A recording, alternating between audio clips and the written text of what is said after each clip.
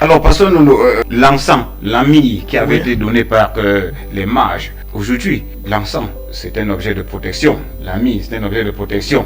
Est-ce que ce n'était pas pour protéger Jésus? Non, non. Je vous ai dit que ces mages passaient un message.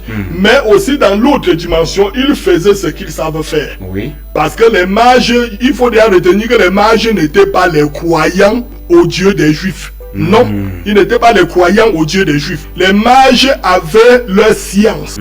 Ils avaient leur forme d'adoration. Et eux, c'était des astrologues ayant étudié aussi l'astronomie.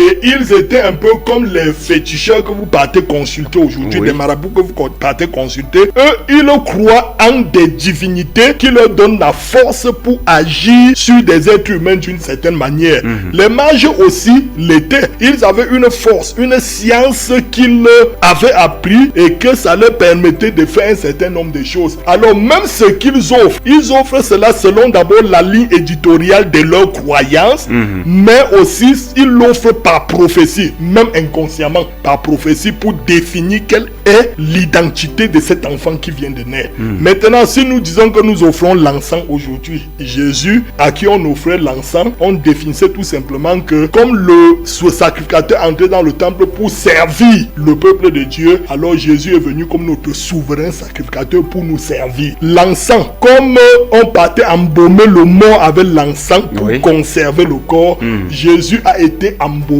pour nous, alors nous n'avons plus à mourir ni à faire mourir des choses pour un quelconque salut ou une quelconque rédemption. Tout ce que nous avons à faire, c'est de commémorer la mort de Christ jusqu'à ce qu'il revienne. En fait, ce que ça signifie. Si nous rentrons dans ces pratiques-là, c'est que c'est nous qui n'avons pas compris. Aujourd'hui, pourquoi lorsque quelqu'un qui est assis dans un coin fait de la magie avec ces objets, on lui taxe sa part de mauvaise magie? Oui. Pourtant, les mages ont offert cela à la naissance du Christ. Oui, c'est parce qu'il y a un problème. Il y a un problème d'acte et d'interprétation des actes.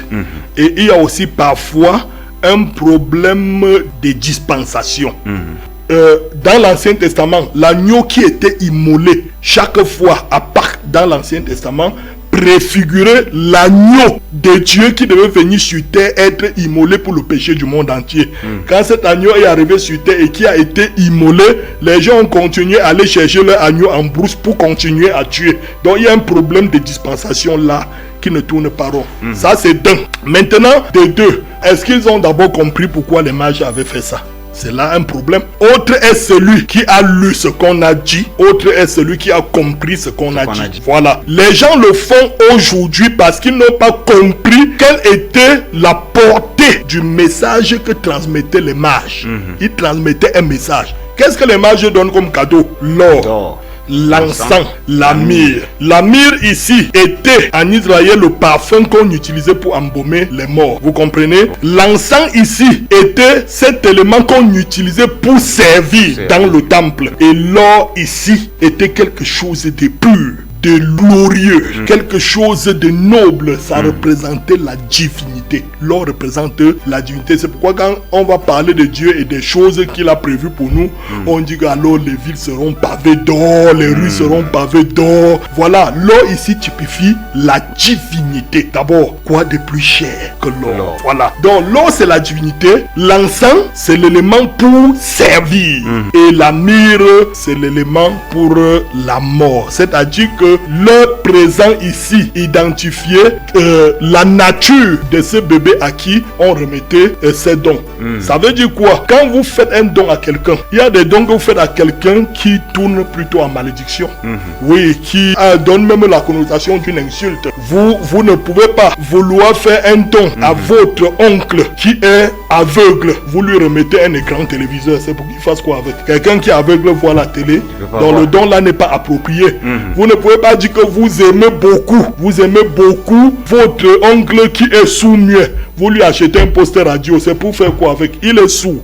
La radio ne lui servira à rien. Maintenant, on parle de dons appropriés, c'est-à-dire que un don qui mérite la personnalité que vous reflétez. Oui. Vous comprenez? Oui. Quand la Bible dit que si vous voulez rencontrer le gouverneur, est-ce que vous pouvez lui offrir une brebis boiteuse? Est-ce que vous pouvez, il dit, vous venez sur la table de l'Éternel avec une brebis boiteuse ou galeuse, offre-la donc à ton gouverneur, on verra s'il te recevra. C'est la Bible qui le dit. Donc pour dire que si on veut offrir quelque chose au gouverneur, on lui donne un don approprié, quelque chose qui mérite sa personnalité. Et les dons que les mages ont donnés indiquaient quelle était la personnalité et la valeur de cet enfant. L'or, Dieu, l'encens, le service, la myrrhe, la mort. Il voulait dire au monde entier que cet enfant que nous visitons aujourd'hui, c'est Dieu descendu sur terre pour servir le peuple et mourir. Et c'est ce qui est arrivé, non? Voilà. Aujourd'hui, aller donner l'encens, donner la myrrhe, ça ne nous aidera pas. Il faut plutôt croire à ce Dieu qui est venu servir le peuple jusqu'à la mort. Voilà. C'est tout. Voilà.